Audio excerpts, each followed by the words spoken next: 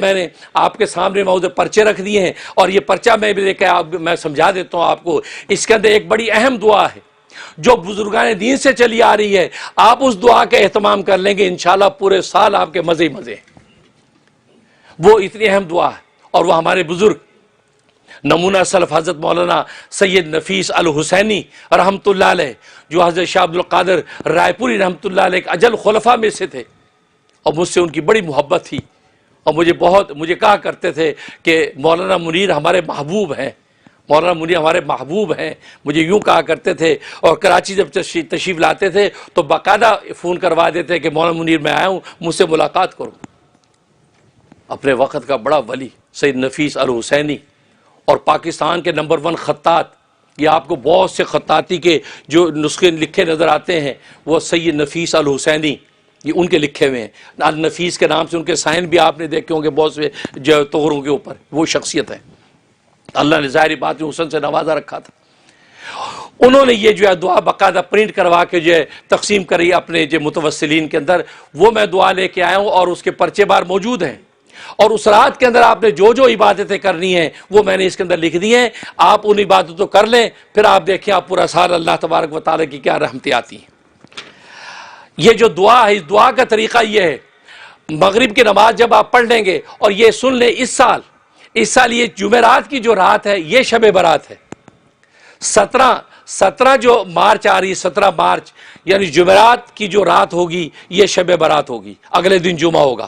تو جمعرات جمعے کے درمیان کی جو رات ہے جس کو شب جمعہ کہتے ہیں، یہ شب برات آ رہی ہے۔ مغرب کی نماز سے آپ جب فارغ ہوں، مسجد میں ہیں تو زہ قسم زہ نصیب، اپنے گھر میں ہے کوئی بات نہیں، مغرب کی نماز سے فارغ ہو کے آپ نے سب سے پہلے کیا کرنا ہے؟ آپ نے سب سے پہلے سورہ یاسین کی تلاوت کرنی ہے۔ 3 مرتبہ سورہ یاسین پڑھنی ہے۔ پہلی مرتبہ جب سورہ یاسین آپ پڑھیں گے تو پہلی مرتبہ سورہ یاسین آپ نے اس نیت سے پڑھنی ہے کہ اللہ تبارک و تعالیٰ میری عمر کو دراز کر دے، اور اس میں آپ اپنے اہل خانہ، اپنے پیاروں، اپنے رشتہ داروں، جس کی آپ چاہتے نیت کر سکتے ہیں، یا اللہ سب کو درازی عمر عطا فرما۔ تو درازی عمر کی نیت سے آپ نے جو ہے سورہ یاسین تلاوت کرنی۔ تلاوت کرنے کے بعد اب یہ دعا پڑھنی ہے، یہ دعا آگے میں بعد میں تلاوت کر کے آپ کو سنا دوں گا۔ دعا پڑھنے کے بعد پھر دوبارہ آپ نے جو سورہ یاسین پڑھنی ہے۔ دوبارہ جب سورہ یاسین پڑھیں اس وقت بلاؤں کے دفع ہونے کی نیت سے آپ نے سورہ یاسین پڑھنی ہے۔ یا اللہ مجھ سے، میرے اہل خانہ سے، میرے پیاروں سے یا اللہ بلاؤں کو دفع کر دے، پورا سال ہر طرح کی بلا سے محفوظ رہے۔ یہ نیت سے پڑھنے کے بعد پھر اس دعا کو آپ نے ایک مرتبہ تلاوت کرنی ہے۔ تیسری مرتبہ پھر آپ نے سورہ یاسین تلاوت کرنی ہے، اس نیت سے یا اللہ تو اپنے علاوہ کسی کا محتاج نہ کرنا۔ اس پہ اپنی نیت، اپنے اہل خانہ، اپنے پیاروں کی نیت کر کے سورہ یاسین آپ پڑھیں، اور اس کے بعد اس دعا کی تلاوت کریں۔ دعا کی تلاوت کرنے کے بعد اب آپ کا یہ عمل مکمل ہو گیا۔ انشاءاللہ پورا سال آپ کو اور آپ کے اہل خانہ کو جو برکتیں ملیں گی آپ اس کا تصور نہیں کر سکتے۔ یہ وہ ہے۔ یہ دعا میں آپ کو پڑھ کے بتا دیتا ہوں، پرچے اس کے باہر موجود ہیں۔ دعا یہ ہے، اللہم یا ذا المن ولا یمن علیک یا ذا الجلال والاکرام یا ذا الطول والانعام لا الہ الا انت ظہر اللاجئین وجار المستجیرین وامان الخائفین اللہم ان کنت کتبتنی عندک فی ام الکتاب شقیا او محروما او مطرودا او مخترا علی فی الرزق فامہ اللہم شقاوتی و حرمانی و تردی واختار رزقی و اثبتنی عندک فی ام الکتاب سعیدا مرزوقا موافقا للخیرات فإنك قلت وقولك الحق في كتابك المنزل على لسان نبيك المرسل يمحو الله ما يشاء ويثبت وعنده أم الكتاب إلهي بالتجلي العظم في ليلة نصف من شعبان المكرم التي يفرق فيها كل أمر حكيم ويبرم أن تكشف عنا من البلاء ما نعلم وما لا نعلم وما أنت به عالم إنك أنت العز الأكرم وصلى الله على سيدنا محمد وآله وأصحابه وسلم۔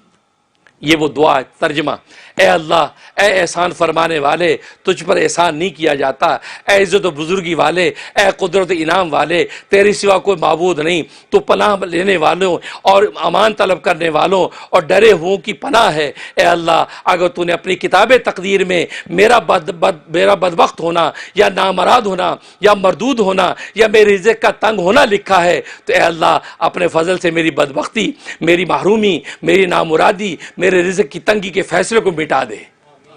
مٹا دے، فیصلے کو مٹا دے، اور اپنی کتاب میں میرے لیے نیک بخت ہونا، کشادہ رزق پانا اور نیکیوں کی توفیق پانے کا فیصلہ لکھ دے، کیونکہ تو نے اپنے بھیجے ہوئے نبی پر نازل کردہ کتاب میں فرمایا ہے، اور تو سچ ہی فرماتا ہے کہ اللہ جو چاہتا ہے مٹا دیتا ہے اور جو چاہتا ہے لکھ دیتا ہے۔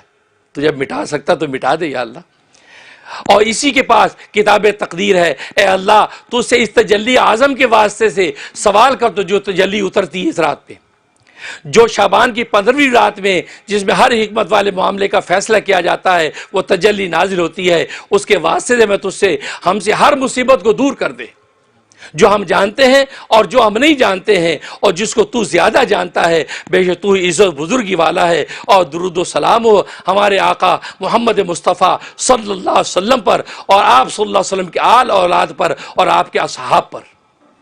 یہ اس کا ترجمہ، یہ آپ پڑھیں۔ کرنے کے بعد پھر اس کے بعد سورۃ دخان کی تلاوت کریں۔ سورۃ دخان کی تلاوت کرنے کے بعد آپ پڑھیں حسبی اللہ و نعم الوکیل، 1000 دفعہ پڑھ لیں یا 100 دفعہ پڑھ لیں۔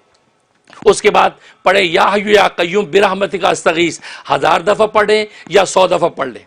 اس کے بعد صلاۃ التسبیح کے نوافل پڑھ لیں، اور اس کے بعد جو ہے آپ درود شریف پڑھ لیں، یہ والا اللہم صلی وسلم بارک علی سیدنا محمد و آلہ و صحبہ الف مرتین، 3000 مرتبہ پڑھ لیں یا 300 دفعہ پڑھ لیں۔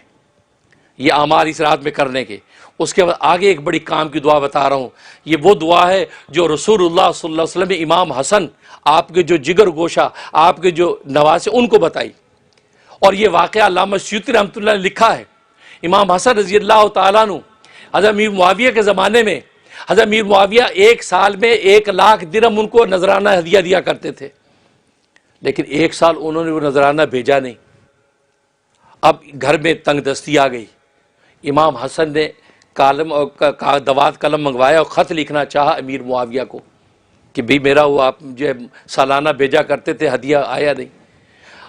پتہ نہیں کیا سوچا، پھر دوات قلم رکھ دیا، لکھا نہیں، سو گئے۔ رات کو رسول اللہ صلی اللہ علیہ وسلم تشریف لے آئے، کہا کہ بیٹا کچھ غمزدہ لگ رہے ہو، کیا خیریت ہے سب؟ کہا کہ ابا جان سب ٹھیک ہے، نہیں کوئی پریشانی ہے؟ ہاں ذرا مالی تنگی آ گئی ہے، تنگ دستی ہے۔ کہا کہ اچھا پھر؟ کہا کہ بس وہ امیر معاویہ مجھے ہر سال بھیجا کرتے تھے 1,00,000 ہدیہ، وہ آیا نہیں، تو گھر میں جو اخراجات تھے، ترتیب تھی، وہ تنگی سی آئی ہوئی۔ فرمایا کہ کسی سے مانگنے کی ضرورت نہیں، تم یہ دعا پڑھو، اللہ تبارک و تعالیٰ مدد کریں گے۔ وہ دعا آپ کو میں بتا رہا ہوں۔ یہ دعا امام حسن فرماتے ہیں میں یہ دعا پڑھنا شروع کی، ابھی 1 ہفتہ نہیں گزرا تھا، امیر معاویہ رضی اللہ تعالیٰ عنہ نے 5,00,000 کا ہدیہ بھیج دیا، 5,00,000 درہم کا ہدیہ آ گیا۔ اس رات میں نے وصول کیا، خوش ہوا، جب سویا رسول اللہ صلی اللہ علیہ وسلم خواب میں آ گئے۔ فرمایا کہ بیٹا کیا حال ہے؟ ابا جان بالکل خیریت ہے، سب ٹھیک ہے۔ فرمایا کہ سارا قصہ سنایا کہ یہ ہوا۔ کہا کہ تم نے تو قلم دوات منگا لی تھی لکھنے کے لیے، اور تمہیں دیکھو 1,00,000 کی جگہ 5,00,000 آیا۔ اور آگے کیا پتے کی بات فرمائی؟ فرمایا کہ جب مخلوق سے نگاہ ہٹا کر خالق کی طرف نگاہ کرتا ہے تو پھر ایسے انعام ملتے ہیں۔ اللہ اپنے بیٹے کو کیا سبق دے گئے، یہ ہم سب نبی کے بیٹے ہیں، ہمارے لیے یہ سبق ہے بھئی، سب بیٹے بیٹے خدا سے مانگنا۔ فرمایا اللہ سے جب امیدیں باندھ لو گے تو اللہ تبارک و تعالیٰ پہ اسی طریقے سے فیصلے کرتے ہیں۔ کہا 1,00,000 ملتا تھا اور تم لکھو گے تو 1,00,000 ملے گا۔ کہا مخلوق کے آگے ہاتھ پھیلان چھوڑ دے میرے بیٹے، اللہ کو پکار، اللہ مخلوق کے چوٹی کے بالوں سے پکڑ کے خود عطا کرے گی۔ یہ وہ بابرکت دعا ہے۔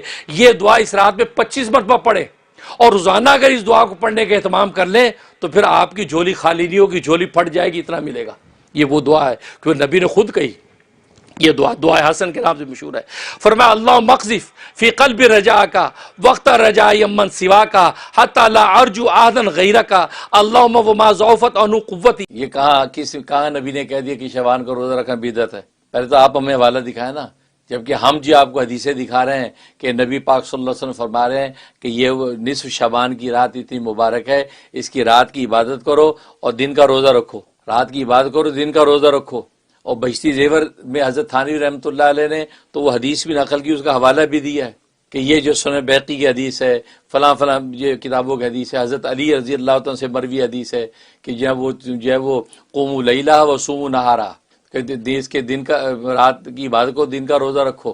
اب یہ بحث چھیڑ دینا کہ جو روزہ کہیں سے نہیں ہے. میں تو حدیث دکھا رہا ہوں. آپ ضعیف حدیث ہی دکھا دیں کہ جس کے اندر منع کر دیا ہو کہ ممانعت کہہ دیا ہو کہ یہ روزہ رکھنا بدعت ہے. کیونکہ جن میں روزہ رکھا منع ہے تو نبی نے صاحب بتا دیا نا, عید کے دن روزہ رکھو شیطان رکھتا ہے, بقرعید میں روزہ رکھو شیطان رکھتا ہے. تو روزہ منع کرنا یہ بھی تو نبی نے کر دیا ہے نا. ایام تشریق میں روزے نہ رکھو شیطان رکھتا ہے. تو جہاں روزے رکھنا منع نبی نے صاحب بتا دیا, تو یہاں اگر منع ہو تو نبی نے کیوں نہیں صاحب بتا دیا کہ نیز شعبان کا روزہ نہیں رکھنا.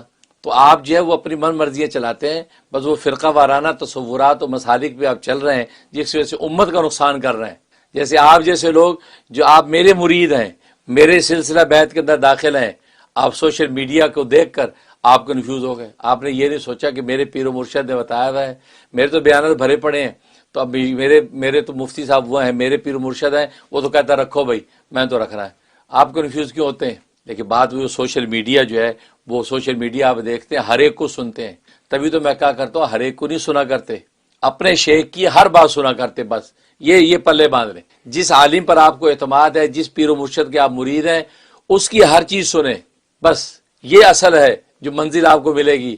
یہ اصل نہیں کہ ہر ایک کو سنیں, کیونکہ ہر ایک کو سنے کو تو یہ نتیجہ ہوگا آپ کا عمل ختم ہو جائے گا. یہ بے برکتی انتشار کی آ جائے گی کہ بھئی وہ تو کہتے ہیں کہ نہیں رکھنا, وہ کہتے رکھنا ہے. اب روزہ سحر خود ایک ایسی چیز ہے کہ فطرت کے خلاف چلنا. آج بھی کہتے چھوڑو یار, کیوں بھوکا مرنا, کیوں پیاسا مرنا, کیونکہ مولوی صاحب تو یوں کہہ رہے تھے. تو قصور آپ کا بھی ہے, ہر ایک کو سنتے ہیں, ہر ایک کو نہ سنیں, ایک کو سنیں, اس ایک کی ہر چیز سنیں. ٹھیک, اس لیے جو کہتے ہیں کہ نہیں رکھنا تو وہ ممانعت کی حدیث دکھا دیں, کیونکہ نبی نے جن روزے رکھنے منع کیا ہے, نبی نے صاحب منع کیا ہے کہ ان میں روزے نہیں رکھنے.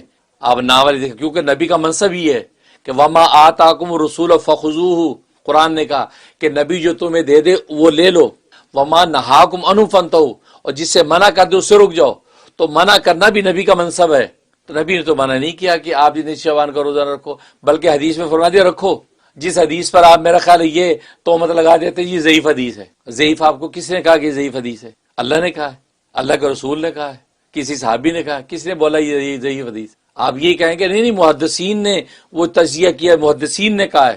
انہی محدثین نے یہ بھی کہا ہے کہ ضعیف حدیث جو ہے وہ فضائل اعمال کے اندر حجت ہوتی ہے. فضیلت عمل میں ضعیف حدیث حجت ہوتی ہے, اس پہ عمل کیا جا سکتا ہے.